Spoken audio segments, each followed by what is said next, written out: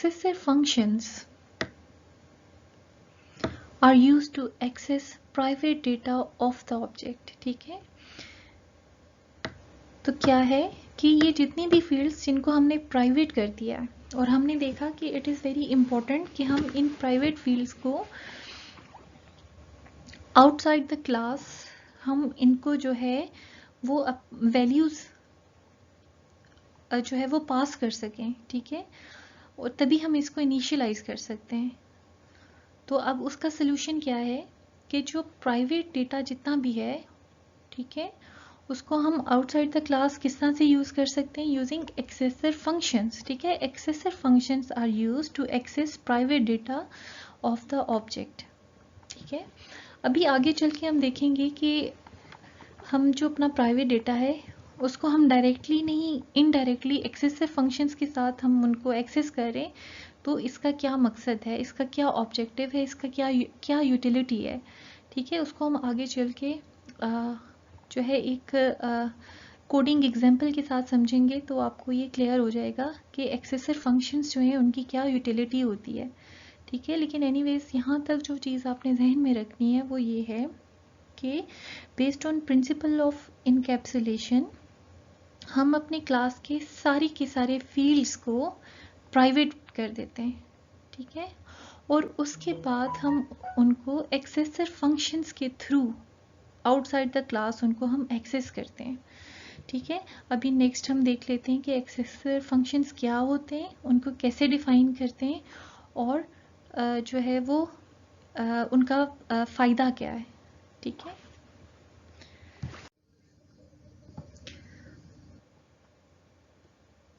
Okay, हम देख लेते हैं कि एक्सेसर फंक्शन जो है वो क्या होता है। ठीक है, इसका ऑब्जेक्टिव क्या होता है और उसके बाद फिर हम देख लेते हैं कि इसका सिंटैक्स क्या होता है और उसके बाद हम इसको जो है एक C# की कोड डेमोन्स्ट्रेशन के साथ समझेंगे तो आपको ये बिल्कुल क्लियर हो जाएगा कि एक्सेसर फंक्शन को कैसे डिफ़ाइन करते हैं, क्यों यूज़ करते हैं। ठीक है, और ये किस तरह से जो है वो प्राइवेट मेंबर्स को एक्सेस करता है outside the class.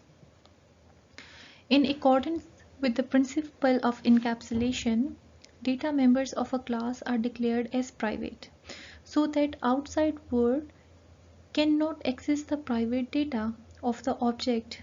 Only an interface is provided to outside world in the form of function. ठीक है, तो ये तो हो गया हमारा प्रिंसिपल ऑफ इनकैप्सुलेशन कि क्या है कि जितनी भी फील्ड्स हैं उनको प्राइवेट कर दिया जाए और आउटसाइड जो वर्ल्ड है वो क्लास के साथ उसकी इंटरफेस के थ्रू जो है वो इंटरेक्ट करे। ठीक है, अब हम देखते हैं एक्सेसर फंक्शंस जो हैं वो क्या करते हैं। Accessor functions are used to access private data of the object. We provide accessor functions to get and set private data members of the class. अब क्या है कि जो प्राइवेट डेटा है उसकी वैल्यू को गेट और उसकी वैल्यू को सेट हम जो है वो एक्सेसर फंक्शन के थ्रू करते हैं। ठीक है, देखो फॉर एग्जांपल कि हमने देखा प्राइवेट डेटा हमारे पास था रोल नंबर। ठीक है, तो जब हम आउटसाइड द क्लास उसके ऑब्जेक्ट से उसको एक्सेस करके हम कहते हैं कि लाइक हमने लिखा student 1 dot roll number is equal to 10, तो हमने क्या किया, हमने उसकी वैल्यू को सेट किया। ठीक है, और फिर हम जो है उसको फिर गेट भी कर सकते हैं इसी तरह से आउटसाइड द वर्ड के कहीं पे भी अगर हम लिखते हैं कि message box dot show student 1 dot roll number. ठीक है, तो अब जो भी हमने उसको वैल्यू असाइन की होगी वो उसको गेट करके वहाँ पे हमें मैसेज बॉक्स में शो करवा देगा। ठीक है, तो अब देखो कि तब क्या था कि वो पब्लिक था मेथड तो हम उसकी वैल्यू को गेट और सेट कर रहे थे। अब क्या है कि जब हमने उसको प्राइवेट कर दिया है तो सेम टास्क कि उसकी वैल्यू को गेट करना या उसकी वैल्यू को सेट करना हम किसके थ्रू करेंगे, एक्सेसर फंक्शन के थ्रू करेंगे। We also add error checking code. ठीक है, इसको हम आगे विद एग्जांपल देखेंगे कि हम किस तरह से एक्सेसर फंक्शन में एरर चेकिंग कोड डालते हैं। ठीक है, We also add error checking code in accessor functions to reduce errors so that object doesn't move in illegal state. ठीक है, ये एक बहुत ही जो है इम्पोर्टेंट यूटिलिटी है एक्सेसर फंक्शंस की कि उसमें हम एरर चेकिंग कोड डाल सकते हैं ताकि हम जो है अपनी ऑब्जेक्ट को किसी इलीगल स्टेट में जो है वो हम उसको ना लेके जाएं. ठीक है, हम उसकी स्टेट को कंट्रोल कर सकें और जो भी इरोनियस डेटा है या ऐसा डेटा जो कि वैलिड नहीं है हम उसको क्लास के मेंबर्स को असाइन ही ना करें. हम उसको वैल्यू क्लास के प्राइवेट जो वेरिएबल्स हैं उनको असाइन करने से पहले हम उनकी एरर चेकिंग कर लें. ठीक है, तो ये सारा काम हम अभी प्रैक्टिकली करके देखते हैं तो आपको ये जो है वो बिल्कुल क्लियर हो जाएगा कि किस तरह से हम जो है एक्सेसर फंक्शंस के थ्रू एरर चेकिंग जो है वो कर सकते हैं और हम अपनी जो क्लासेस हैं उसकी डेटा को हम जो है वो एक इलीगल स्टेट में जाने से हम जो है वो रोक सकते हैं, प्रिवेंट कर सकते हैं. ठीक है, हम किस तरह से जो है वो डेटा प्रिवेंशन अचीव करते हैं एक्सेसर फंक्शन के साथ वो हम देख लेते हैं.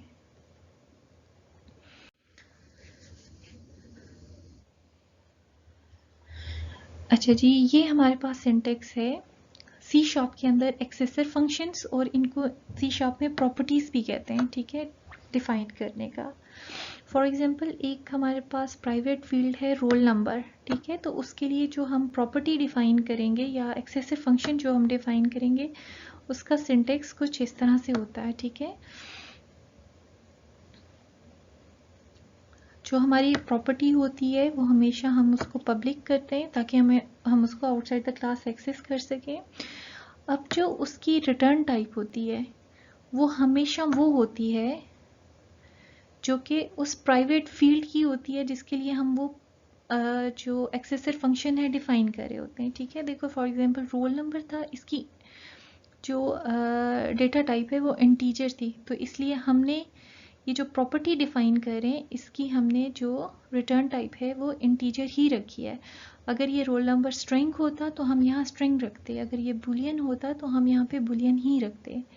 ठीक है, उसके बाद देखो कि हमने जो इसको नाम दिया है, देखो हमने इसको वही नाम दिया है रोल नंबर, लेकिन इससे चेंज करने के लिए हमने इसको ऑल कैप्स में हम ले आए. ठीक है, तो जब हम ऑल कैप्स में इसको लिख रहे हैं तो ये हमें हेल्प करता है कोडिंग में भी कि हमें पता चल जाता है कि जो ही कैप्स में कोई भी हमारे पास इस तरह से ये आएगा. ठीक है, तो हमें पता चल जाएगा कि ये जो फील्ड है ये क्या है, ये प्रॉपर्टी है. ठीक है, और ये एक तरह से डिफ्रेंशिएट करती है फील्ड्स और प्रॉपर्टीज़ को. ठीक है, तो हम यूजुअली यही कन्वेंशन फॉलो करते हैं कि हम जो एक्सेसर फंक्शंस होते हैं उनको हम जो है वो अपर केस में कर देते हैं. ठीक है, और जो हमारी फील्ड्स होती हैं वो हमेशा लोअर केस में होती हैं. अब आप देखो कि जो हमारा एक्सेसर फंक्शंस हैं, ठीक है, देखो क्या है, फंक्शन नहीं है, एक्सेसर फंक्शंस हैं क्योंकि इसमें हमारे पास दो फंक्शंस आते हैं. एक हमारे पास जो है वो गेट का फंक्शन है, एक हमारे पास देखो सेट का फंक्शन है. ठीक है, अब ये सेट का फंक्शन जो है ये इस रोल नंबर की, अब देखो अगेन क्या है, ये रोल नंबर क्या है, ये हमारी ये प्राइवेट फील्ड है. ठीक है, इस रोल नंबर की वैल्यू सेट करने के लिए सेट का मेथड यूज होता है और गेट का मेथड जो भी इसकी वैल्यू होती है उसको रिटर्न करता है. ठीक है, इसको थोड़ा सा हम और बेहतर तरीके से कुछ इस तरह से समझने की कोशिश करते हैं. अब आप देखो कि क्या है कि जब आउटसाइड द क्लास हम इस क्लास का ऑब्जेक्ट डिक्लेयर करते हैं. ठीक है, लेट्स से कि ये जो प्राइवेट फील्ड है और ये प्रॉपर्टी जो है ये स्टूडेंट क्लास के अंदर है. ठीक है, तो आप देखो स्टूडेंट क्लास का ऑब्जेक्ट हमने स्टूडेंट 1 डिक्लेयर किया है. अब देखो student 1 dot roll number is equal to 10, तो हम क्या करें, हम वैल्यू सेट करें तो ये सेट का मेथड कॉल होगा. ठीक है, जब हम इस तरह से लिखेंगे तो सेट का मेथड कॉल होगा, जो भी वैल्यू हमने ये 10 पास करेंगे वो जाके यहाँ से, अब देखो हम तो यहाँ पे प्रॉपर्टी को एक्सेस कर रहे हैं स्टूडेंट 1 डॉट रोल नंबर. ठीक है, हम तो प्रॉपर्टी को एक्सेस कर रहे हैं लेकिन ये वैल्यू जो हम असाइन करें हम इस प्रॉपर्टी को असाइन करें, लेकिन क्या है कि ये इनडायरेक्टली जाके यहाँ से इस प्राइवेट फील्ड रोल नंबर में सेव हो जाएगी. ठीक है, तो अब आप देखो यहाँ पे एक चेक तो ये लगा है कि हमने कहा है कि ये रोल नंबर जो है ये इंटीजर होगा, ठीक है। तो अब यहाँ पे देखो कि अगर हम लेट से गलती से यहाँ पे कोई स्ट्रिंग वैल्यू दे देते हैं तो ये हमें एरर यहीं पे आ जाएगा, ठीक है। मीन्स कि यहाँ तक जाएगा ही नहीं कोड, एक तो अव्वल यहाँ पे जो है ये एरर आ जाएगा। तो एक तरह से हम यहाँ पे भी शील्ड दे रहे हैं, हम अपने इस प्राइवेट वेरिएबल को हम शील्ड दे रहे हैं कि सिर्फ इंटीजर वैल्यू ही यहाँ तक आएगी, ठीक है। और उसके बाद देखो दूसरा केस क्या है, गेट का केस है, ठीक है। फॉर इंस्टेंस आप देखो कि हम इस तरह से कहते हैं कि हमने कोई जो है आउटसाइड द क्लास कोई एक इंटीजर रोल नंबर डिफाइन किया और हम कहते हैं कि क्लास के अंदर जो रोल नंबर की वैल्यू है वो हमने इसको असाइन करनी है। तो आप देखो कि क्या है कि जब student one dot roll number हम करेंगे तो अब क्या है ये गेट का फंक्शन कॉल होगा और जो भी रोल नंबर की वैल्यू होगी वो इस रोल नंबर को असाइन हो जाएगी, ठीक है। तो आप देखो कि प्रॉपर्टीज़ के जो गेट और सेट के मेथड हैं वो कॉन्टेक्सचुअल हैं, ठीक है। जिस कॉन्टेक्स्ट में जो है वो उस प्रॉपर्टी को यूज़ किया जा रहा होता है वो उसी कॉन्टेक्स्ट में अपने इन मेथड्स को ऑटोमेटिकली खुद से जो है वो कॉल करता है, ठीक है। अब आप देखो कि जब ये असाइनमेंट ऑपरेटर के लेफ्ट हैंड साइड पे है तो फिर क्या है सेट का मेथड कॉल हो रहा है, और जब ये असाइनमेंट ऑपरेटर के राइट हैंड साइड पे है तो गेट का मेथड कॉल हो रहा है, ठीक है। और इस तरह आप देखो क्या है कि एक्सेसर फंक्शंस या प्रॉपर्टीज़ के थ्रू हम जो है प्राइवेट फील्ड्स की वैल्यूज़ को इनडायरेक्टली सेट भी कर सकते हैं और गेट भी कर सकते हैं, ठीक है।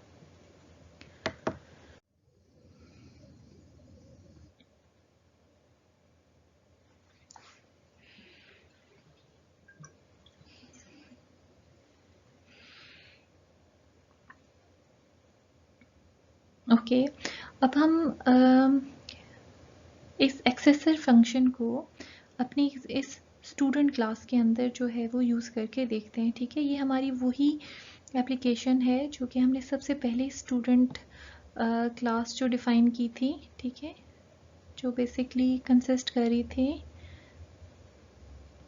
इस तरह से। उसमें हमारे पास इस तरह से 4 पब्लिक वेरिएबल्स थे, name, roll number, class, age, और एक पब्लिक मेथड था इंट्रोड्यूस, ठीक है।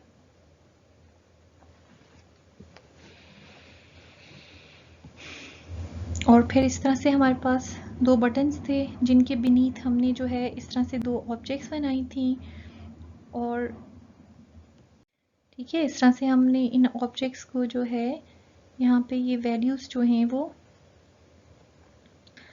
इनिशियलाइज करवाई थी, ठीक है। आप देखो ये 2 ऑब्जेक्ट्स थी स्टूडेंट 1 स्टूडेंट 2, और उनको हमने इस तरह से ये वैल्यूज़ इनिशियलाइज करवाई थी, और ये जो फील्ड्स थी ये हमारी पब्लिक थी, इसीलिए हम इनको आउटसाइड द क्लास जो है वो इनके ऑब्जेक्ट के साथ एक्सेस कर पा रहे थे, ठीक है। और देखो जब हम इनको फिर रन करते थे तो हमारे पास कुछ इस तरह से आउटपुट आती थी, ठीक है। अब हम अपनी इसी क्लास को थोड़ा सा मॉडिफाई करते हैं, ठीक है, और हम अब अपनी इस क्लास को जो है वो इनकैप्सुलेट करना चाह रहे हैं, ठीक है, following the principle of abstraction, जो कि क्या कहती है कि कोई भी फील्ड जो है वो पब्लिक नहीं होनी चाहिए, और ये सब फील्ड्स क्या होनी चाहिए, प्राइवेट होनी चाहिए। तो हम इन सबको प्राइवेट करके देखते हैं, ठीक है।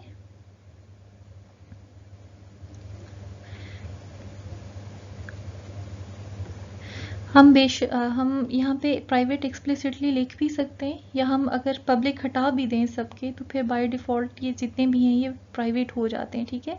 लेकिन मैं यहाँ पे एक्सप्लिसिटली इसको प्राइवेट लिख रही हूँ ताकि आप ये देखो कि ये प्राइवेट फील्ड्स जो हैं इनको हम कैसे हैंडल करेंगे, ठीक है। और ये मेथड जो है ये हमारा पब्लिक ही है। अब यहाँ पे हम आते हैं तो आप देखो कि क्या हो गया, एरर्स आ गए, ठीक है। एरर्स आ गए, ये एरर्स क्यों आए, क्योंकि अब तो वो ये name, roll number, class, age, ये जो वेरिएबल्स हैं अब क्या है, ये अब प्राइवेट हो चुके हैं। प्राइवेट हो चुके हैं तो हम इन्हें आउटसाइड द क्लास एक्सेस नहीं कर सकते, ठीक है। तो ये एरर्स आ रहे हैं जो कि वैलिड हैं, तो हम अब इस कोड को यहाँ से जो है वो डिस्कार्ड कर देते हैं, ठीक है। इसको भी डिस्कार्ड कर देते हैं क्योंकि अब हमें यहाँ पर एक नया कोड लिखना पड़ेगा, क्योंकि अब ये जो वेरिएबल्स हैं ये प्राइवेट हो चुके हैं, हम इनको एक्सेस नहीं कर सकते आउटसाइड द क्लास। ठीक है, अब क्या है कि अब हमें एक्सेसर फंक्शंस डिफाइन करने पड़ेंगे। ठीक है, तो हम ऐसे करते हैं कि हम रोल नंबर के लिए, ठीक है, हम रोल नंबर के लिए यहाँ पे एक एक्सेसर फंक्शन डिफाइन करते हैं।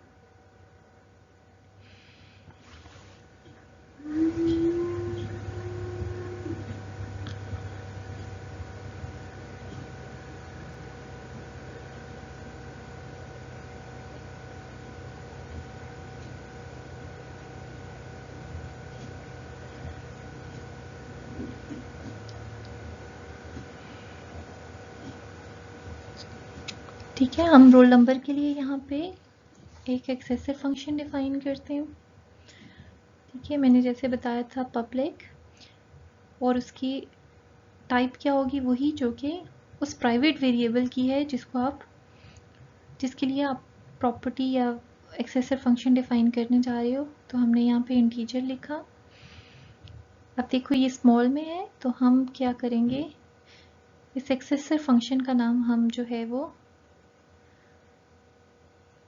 अपर केस में दे देंगे। ठीक है, और ये इन कर्ली ब्रैकेट्स के अंदर हम गेट और सेट मेथड्स को डिफाइन करेंगे, जिससे हमारा जो है वो एक्सेसर फंक्शंस बनते हैं। गेट का मेथड हम डिफाइन करते हैं, ठीक है, दूसरा हम सेट का मेथड डिफाइन करते हैं। ठीक है,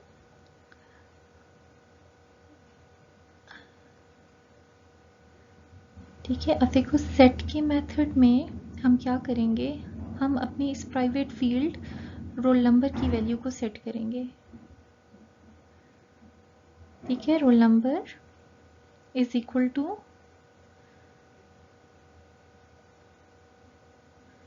वैल्यू। ठीक है, वैल्यू क्या होगी, जो भी वैल्यू इस रोल नंबर प्रॉपर्टी को जो है आउटसाइड द क्लास असाइन करेंगे, वो आके यहाँ पे स्टोर हो जाएगी रोल नंबर प्राइवेट फील्ड में। ठीक है, और देखो रिटर्न के केस में हम क्या कर रहे हैं, रिटर्न ये private field roll number return कर रहे हैं। ठीक है, तो अब आप देखो कि ये जो हमारा एक्सेसर फंक्शन है, या ये जो हमारी रोल नंबर प्रॉपर्टी है, ये इनडायरेक्टली क्या है कि हमारे इस प्राइवेट फील्ड रोल नंबर की वैल्यू को सेट भी करेगी और गेट भी करेगी। ठीक है, तो आप देखो ये हमारा एक्सेसर फंक्शन बन गया for the private field roll number.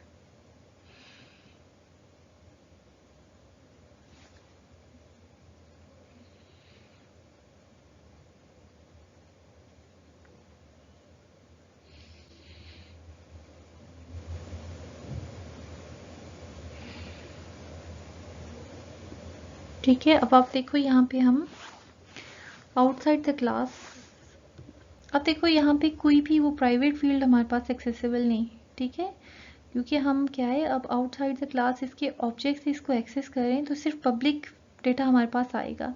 Introduce का मेथड आ रहा है जो कि पब्लिक है, और ये प्रॉपर्टी आ रही है। ठीक है, अगेन आप देखो ये जो प्रॉपर्टी है इसके पीछे आइकॉन भी डिफरेंट है, मेथड का आइकॉन डिफरेंट है, प्रॉपर्टी का आइकॉन डिफरेंट होता है, और फील्ड्स का आइकॉन डिफरेंट होता है। ठीक है, तो आप देखो कि ये प्रॉपर्टी आ रही है। ठीक है, हम इस प्रॉपर्टी को सिलेक्ट करते हैं, तो ये बता रहा है कि ये क्या है, ये इंटीजर वैल्यू जो है आप इसको असाइन कर सकते हो, इसकी टाइप इंटीजर है, हमने इसको 10 वैल्यू असाइन की। अब ये जो 10 वैल्यू है, अब क्या होगा कि आप देखो क्या है कि ये प्रॉपर्टी क्या है, ये इसका सेट का मेथड कॉल होगा, और ये जो 10 वैल्यू है, ठीक है, ये जाके प्राइवेट फील्ड रोल नंबर में जाके सेव हो जाएगी। ठीक है, अब देखो यहाँ पे क्या है कि हमने ये स्टूडेंट क्लास का स्टूडेंट 1 ऑब्जेक्ट बनाया है, और उसको सिर्फ हमने रोल नंबर ही असाइन किया है, और हमने कोई वैल्यू इनिशियलाइज नहीं की। ठीक है, अभी हमने सिर्फ इतना ही काम किया है। तो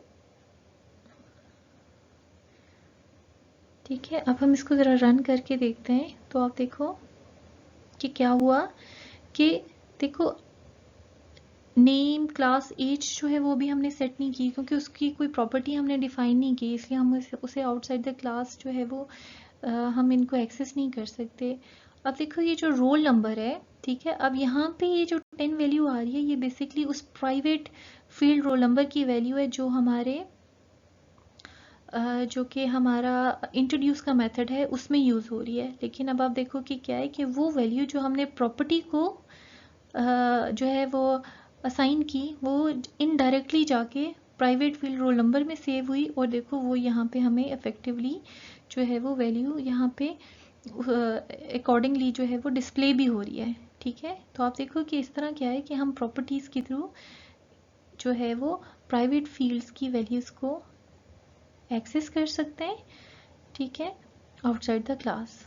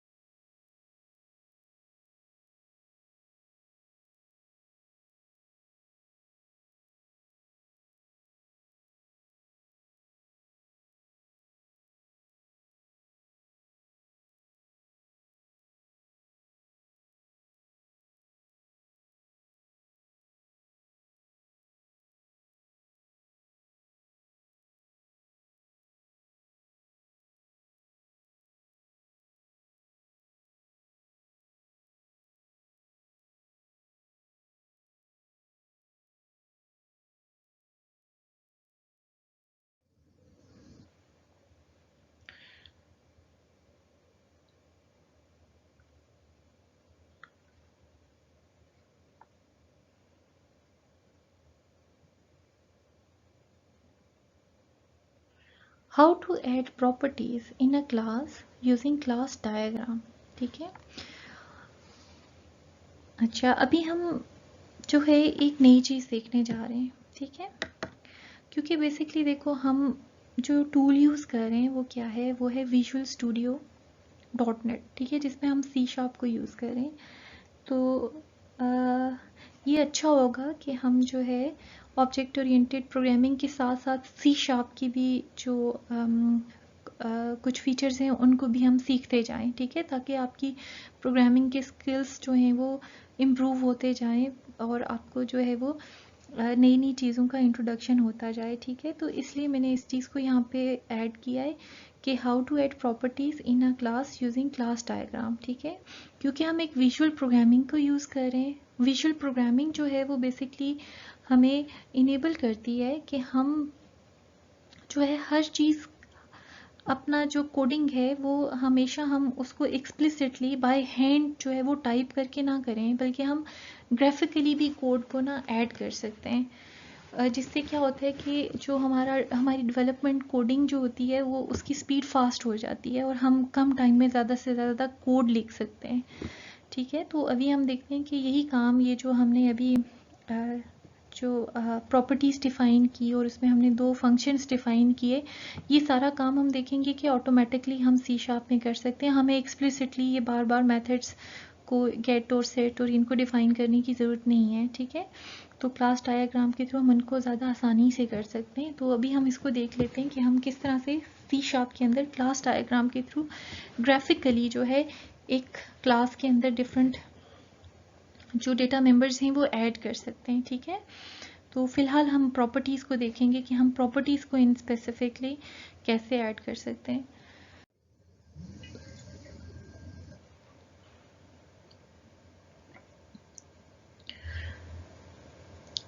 अब हम C# में डेमोन्स्ट्रेशन देख लेते हैं कि हम किस तरह से प्रॉपर्टीज़ को ग्राफिकली यूजिंग क्लास डायग्राम जो है वो हम ऐड कर सकते हैं। ठीक है, तो ये हमारी वही एप्लीकेशन है जिसमें प्रीवियसली हमने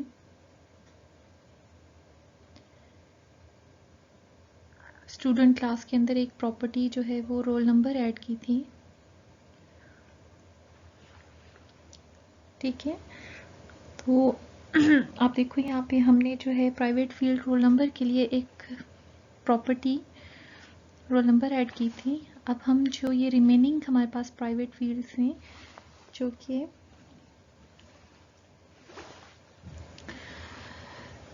स्ट्रिंग नेम, स्ट्रिंग क्लास और इंटीजर एज है।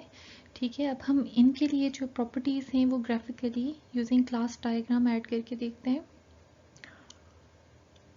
ठीक है, आप देखो सॉल्यूशन एक्सप्लोरर में हमारे पास क्लास डायग्राम का एक ऑप्शन होता है। जब आप उसको प्रेस करोगे तो आपके पास इस तरह की एक इंटरफेस आ जाएगी। ठीक है, अभी करंटली क्योंकि हमारी इस एप्लीकेशन के अंदर एक ही स्टूडेंट क्लास है तो वो हमारे पास सिर्फ आप देखो एक ही बॉक्स जो है वो स्टूडेंट क्लास को शो कर रहा है यहाँ पे। अगर हमारे पास स्टूडेंट के अलावा भी कोई क्लासेस यहाँ पे डिफाइंड होती तो वो भी यहाँ पे हमें विजिबल होती। ठीक है, तो बेसिकली क्लास डायग्राम जो है आपकी एप्लीकेशन के अंदर जितनी भी क्लासेस होती हैं उनको यहाँ पे शो कर रहा होता है। तो यहाँ पे देखो जब हम स्टूडेंट क्लास को यहाँ पे प्रेस करेंगे तो यहाँ पे क्लास डिटेल्स ओपन हो जाएंगी स्टूडेंट की। ठीक है, आप देखो कि हम उसमें एक इंट्रोड्यूस का मेथड हमने ऐड किया हुआ था, तो अकॉर्डिंगली यहाँ पे देखो शो हो रहा है कि मेथड इंट्रोड्यूस है, उसकी रिटर्न टाइप जो है वो स्ट्रिंग है, मॉडिफायर उसका पब्लिक है। ठीक है, और देखो एक प्रॉपर्टी हमने डिफाइन की हुई थी वो प्रॉपर्टी भी आ रही है। ठीक है, आप देखो कि प्रॉपर्टी क्या है, रोल नंबर है, उसकी टाइप इंटीजर थी और उसका मॉडिफायर जो था वो पब्लिक था। सिमिलरली आप देखो कि ये जो फील्ड्स हमने ऐड की हुई थी, ठीक है, age, class, name, roll number, उनकी टाइप्स भी आ रही हैं और उनका मॉडिफायर आ रहा है। ठीक है, तो इसी तरह अगर हम यहाँ पे कोई और फील्ड ऐड करना चाहते हैं, वेरिएबल ऐड करना चाहते हैं तो हम यहाँ पे सिंपली ऐड कर सकते हैं। ठीक है, यहाँ पे हम फॉर एग्जांपल आईडी हमने ऐड करना है तो हम यहाँ पे आईडी लिख सकते हैं, फिर उसकी रिटर्न टाइप इंटीजर, मॉडिफायर जो भी देना चाहते हैं, पब्लिक, प्राइवेट, वो हम यहाँ पे लिख सकते हैं। ठीक है, अब हम प्रॉपर्टीज़ को ऐड करके देखते हैं। ठीक है, पहली प्रॉपर्टी जो है जो हमने ऐड करनी है वो है नेम। ठीक है, नेम की जो टाइप थी वो स्ट्रिंग थी, तो हम स्ट्रिंग यहाँ पे टाइप लेंगे। मॉडिफायर हम उसका पब्लिक डिफाइन करेंगे। ठीक है, और यहाँ पे अब हम समरी देंगे। ठीक है, अब बेसिकली आप देखो कि इस क्लास के अंदर जितने भी मेंबर्स हैं उनके आगे एक समरी का ऑप्शन है। ठीक है, तो ये जो समरी का ऑप्शन है ये बड़ा हेल्पफुल होता है फॉर द प्रोग्रामर। तो ये बेसिकली प्रोग्रामर की असिस्टेंस के लिए ही होता है। ठीक है, फॉर एग्जांपल अगर आप किसी एक कॉम्प्लेक्स एप्लीकेशन पे काम कर रहे हो, ठीक है, जिसमें बहुत ज़्यादा फंक्शनैलिटी है और आप बहुत ज़्यादा वेरिएबल्स, आप हंड्रेड्स ऑफ वेरिएबल्स यूज़ कर रहे हो या हंड्रेड्स ऑफ मेथड्स हैं आपके पास, तो ये बड़ा मुश्किल हो जाता है समटाइम्स याद रखना कि ये स्पेसिफिक वेरिएबल जो है वो हमने किस लिए यूज़ किया, या ये स्पेसिफिक मेथड जो है वो हमने किस लिए यूज़ किया।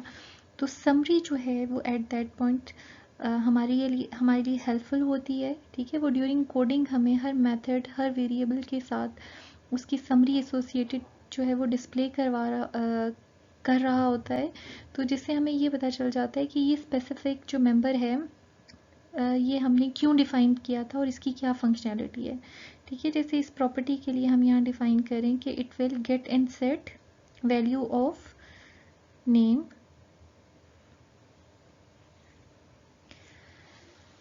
ठीक है,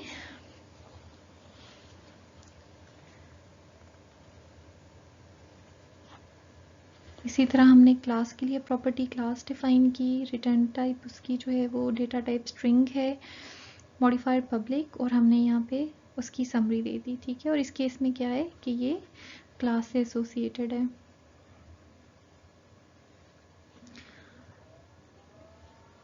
फिर हमने एज के लिए प्रॉपर्टी डिफाइन की, उसकी रिटर्न टाइप, क्योंकि उसकी डेटा टाइप इंटीजर थी तो हमने इसकी टाइप इंटीजर ही रखी है। ठीक है, और इस केस में क्या है, इसको हमने एज के साथ एसोसिएट कर दिया। ठीक है, अब आप देखो कि हमने ये 3 नई प्रॉपर्टीज़ जो हैं वो डिफ़ाइन कर दी हैं। तो अब हम देखते हैं कि इसका कोड ऑटोमेटिकली क्लास के अंदर किस तरह से जनरेट होता है। अब हम क्लास को ओपन करते हैं, तो अब आप देखो कि ये हमारे पास यहाँ पे ऑटोमेटिकली ये सारा कोड जनरेट होके आ जाएगा। अब हमें खुद से एक्सप्लिसिटली गेट और सेट के फंक्शंस को राइट करने की ज़रूरत नहीं है।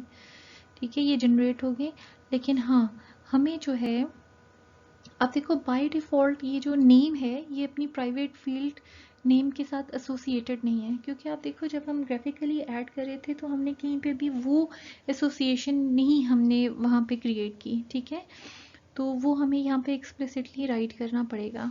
अब हम यहाँ पे जो है अपनी इस प्रॉपर्टी को अपने उस प्राइवेट फील्ड के साथ हमें हर प्रॉपर्टी को ना एक्सप्लिसिटली यहाँ पे बाइंड करना पड़ेगा।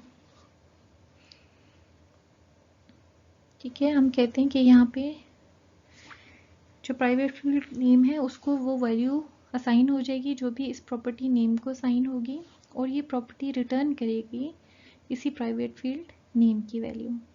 ठीक है, तो अब आप देखो कि जब ग्राफिकली हमने इन प्रॉपर्टीज़ को ऐड किया तो हमारी जो प्रोग्रामिंग एफर्ट है वो ऑलमोस्ट 70% जो है वो कम होगी। ये सारा का सारा कोड जो है वो ऑटोमेटिकली जनरेट हो गया, और हम स्लाइटली जो अल्ट्रेशन है वो यहाँ पे कर रहे हैं। ठीक है, जो 30% काम है वो हम फिर यहाँ पे एक्सप्लिसिटली मैनुअली खुद से करें, बाकी जो कोड है वो ऑटोमेटिकली जनरेट हो गया।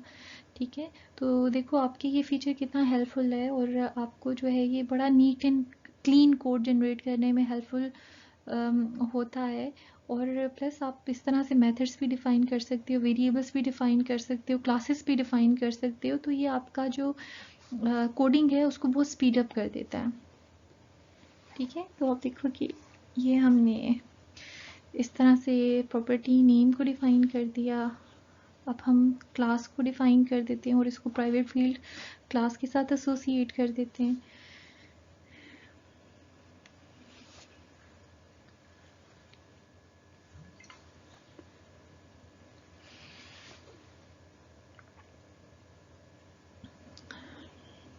और देखो कि हर प्रॉपर्टी के ऊपर उसकी समरी जो हमने मेंशन की थी वो शो हो रही है। ठीक है, अब हम एज को प्राइवेट फील्ड एज के साथ फाइंड करें।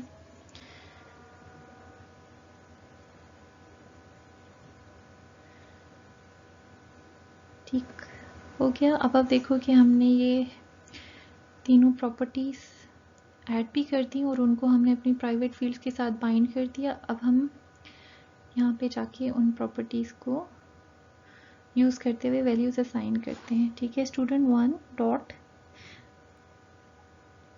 ठीक है। अब इस पॉइंट पे देखोगे कि जो आपने समरी दी है ना वो आपको विजिबल होगी। ठीक है, अब देखो जैसे स्टूडेंट 1 डॉट, ठीक है, तो ये क्लास के साथ उसकी डिटेल्स आ रही होंगी। जो भी समरी है वो आपको साथ साथ असिस्ट करेगा। अब यहाँ पे समरी असिस्ट करेगी। ठीक है, इसको आप देख लीजिएगा। अब जब स्टूडेंट 1 डॉट, अब ये देखो आप क्या है कि ये यहाँ पे वो समरी शो कर रहा है। ठीक है, कि it will get and set the value of age, it will get and set the value of class। और अब जब हम इसको रन करते हैं तो आप देखो कि हमारी प्रॉपर्टीज़ ने इफेक्टिवली हमारी प्राइवेट फील्ड्स को एक्सेस किया और उनकी वैल्यूज़ को जो है वो इनिशियलाइज कर दिया।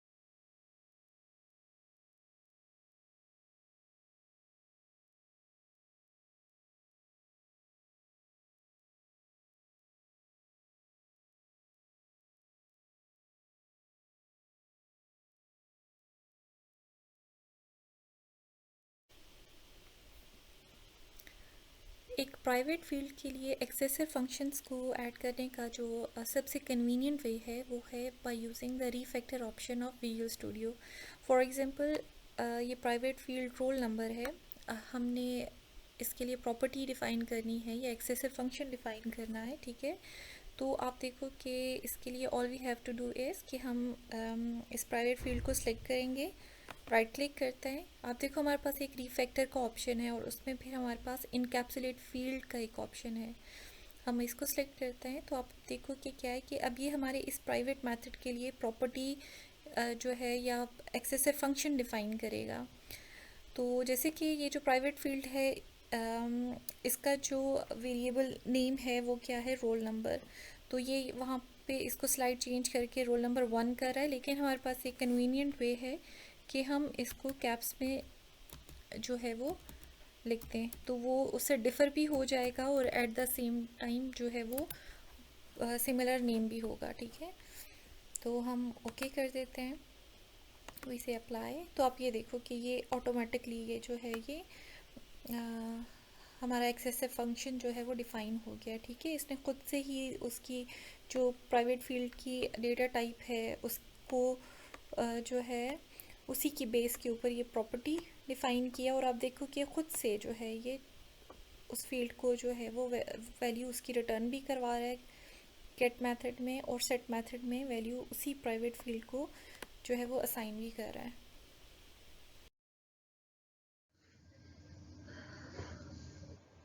अच्छा, अब नेक्स्ट हम इस चीज़ को देखेंगे कि हम एक्सेसिव फंक्शंस के थ्रू एरर्स को कैसे अवॉइड कर सकते हैं, ठीक है। Avoiding error using excessive functions. Encapsulation is a technique used to protect the information in an object from another object, ठीक है। हमने बात की थी कि encapsulation जो है वो prevention and protection of data जो है वो यूज़ होती है mainly, ठीक है। Hide the data for security such as making the variables private and expose the properties to access the private data that will be public। तो हमने देखा कि हम अपनी सब फील्ड्स को प्राइवेट कर देते हैं, ठीक है। और अब क्या है कि आउटसाइड द क्लास हमारे ये प्राइवेट फील्ड्स डायरेक्टली एक्सेसिबल नहीं होते, ठीक है। हम उनको इनडायरेक्टली प्रॉपर्टीज़ के थ्रू एक्सेस कर रहे होते हैं। So when you access the property you can validate the data and set it.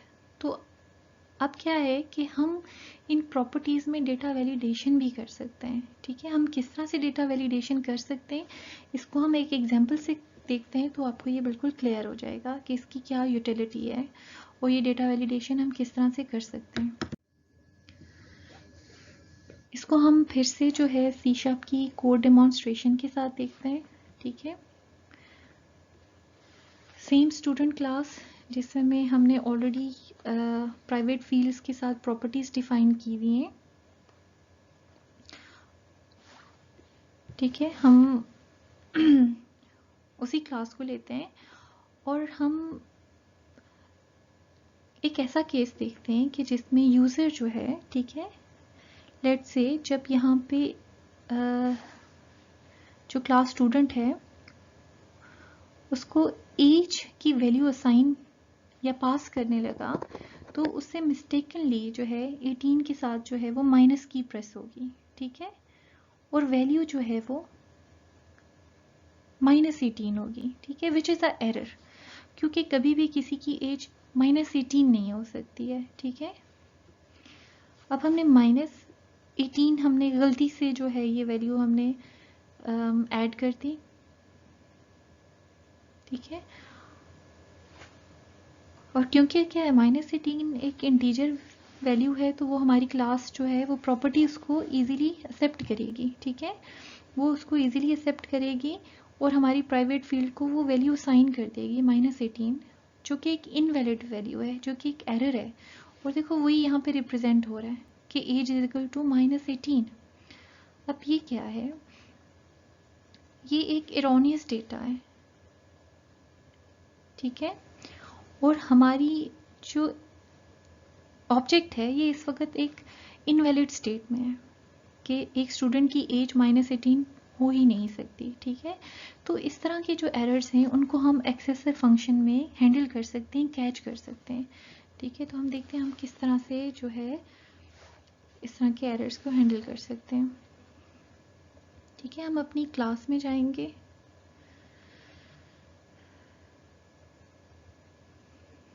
ठीक है, अब हम यहाँ से जो हमारी एज की प्रॉपर्टी है उसको अप्रोच करते हैं और हम उसके सेट मेथड को अपडेट करते हैं। ठीक है, अब हम यहाँ पे एक वैलिडेशन चेक लगा रहे हैं। हम कह रहे हैं कि इफ वैल्यू जो हम इस प्रॉपर्टी को असाइन करें वो लेस देन 0 है। ठीक है, लेस देन 0 है तो इट मीन्स कि वो नेगेटिव है।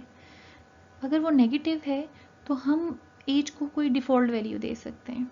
ठीक है, हम उसको डिफ़ॉल्ट वैल्यू 0 दे देते हैं। ठीक है, अब हम यहाँ पे कोई एरर मैसेजेस वगैरह भी ऐड कर सकते हैं। ठीक है, लेकिन वो आपके लिए थोड़ा सा अर्ली हो जाएगा इस स्टेज पे, तो वो मैंने इसमें ऐड नहीं किया है। ठीक है, लेकिन बाय द टाइम जब आप C# से और प्रोग्रामिंग से फेमिलियर होते हो तो आप यहाँ पे जो है इसको एक प्रॉपर एरर मैसेज से भी हैंडल कर सकते हो। ठीक है, लेकिन एनीवेज हमने इस केस में क्या कर दिया, हमने कहा कि अगर यूज़र गलती से एज जो है वो माइनस के साथ जो है वो ऐड कर देता है तो हम उसको अपनी प्राइवेट फील्ड एज को असाइन ही नहीं करेंगे।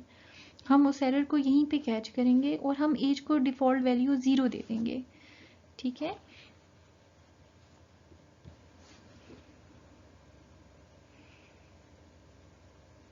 ठीक है, और किस केस में हमारी जो प्राइवेट फील्ड एज है उसको वो वैल्यू साइन होगी, जब वो लेस देन 0 नहीं होगी, वो ग्रेटर देन 0 और एक पॉजिटिव वैल्यू होगी। ठीक है, यहाँ पे हम और भी बहुत से चेक्स लगा सकते हैं। ठीक है, कि फॉर एग्जांपल अगर स्टूडेंट है और वो यूनिवर्सिटी के लिए हम ले रहे हैं और हमारी जितने भी स्टूडेंट्स हैं उनकी वो एडल्ट हैं, ग्रेटर देन 18 हैं, तो कुछ इस तरह के चेक्स वगैरह यहाँ पे हम लगा सकते हैं। ठीक है, तो एनीवेज ये तो वैलिडेशन की सिंपलेस्ट फॉर्म है जो मैंने यहाँ पे ऐड की है। तो अब देखो ये वैलिडेशन हमने क्या चेक लगाया है कि अगर जो वैल्यू हमने इस प्रॉपर्टी एज को असाइन किया है वो लेस देन 0 है, वो नेगेटिव है, तो वो एज प्राइवेट फील्ड की जो एज है उसको 0 वैल्यू असाइन करते हैं। ठीक है, because negative value is a invalid state and 0 is a better option. ठीक है, else age is equal to value. ठीक है, अगर वो पॉजिटिव है तो जो भी वो वैल्यू वो हम उसको साइन कर देंगे।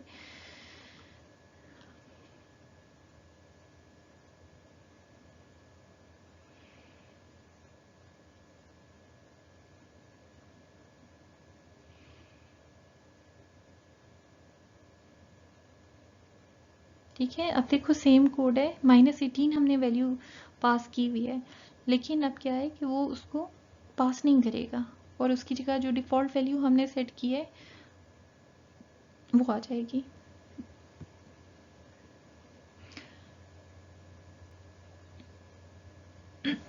ठीक है, तो इस तरह से आप जो है वो एरर्स को हैंडल कर सकते हो। ठीक है, और आप जो है वो आपका जो भी प्राइवेट डेटा है जिसको आपकी वो प्रॉपर्टी हैंडल कर रही है उसकी नेचर के बेस के ऊपर डिफरेंट वैलिडेशन चेक्स जो है वो आप लगा सकते हो।